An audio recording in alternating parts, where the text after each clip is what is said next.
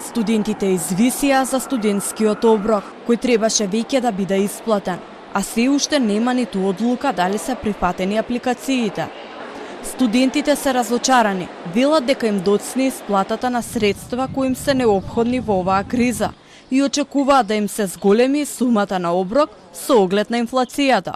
Кога очекувате да ви бидат исплатени средствата? Па само чекаме да ни вратат. Немаме баш информации. Овој месец или најдосна јануари, ако... Дали 120 динари ви се доволни на ден? Не, нема шанси. Добро е сега за студентите, нели си има решение сега се прави со кој што ќе се зголеми. 20 динари дали се доволни на ден? Не се доволни воопшто. Па 150, 160, мислам дека е најпрактична сума. 140-150 мислам дека е била добра сума. Па најмалце 200, најмалце. Студентите дали се жалат дека се доцни многу се сплатата? Да. Ви се неопходни парите, така? Па да.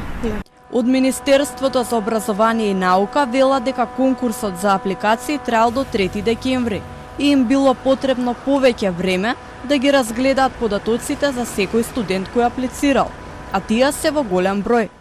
Председателот на Универзитетското студентско собрание вели дека тој лично ќе се залага средствата да бидат исплатени и очекува веќе во наредната недела да почне исплатата на оброк за 2,5 месеци, половина септември и октомври и ноември.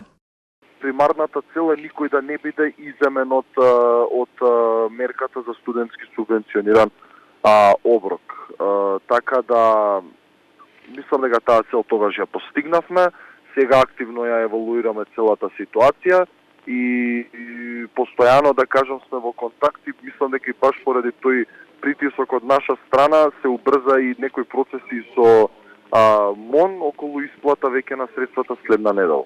Пред еден месец имаше протест на кој голем дел од студентите го искажаа своето незадоволство од законските измени за кратење на можноста сите студенти да земаат студентски оброк. Тие тогаш успеа да издействуваат да нема кратење на правото на оброк, но не добија повисок оброк од 140 денари како што бараа. Тој остана 120 денари дневно. Со досегашното решение во Законот за студентски стандард, околу 40.000 македонски студенти на додипломските студии почнаа да добиваат по 2400 денари месечно за здрава храна.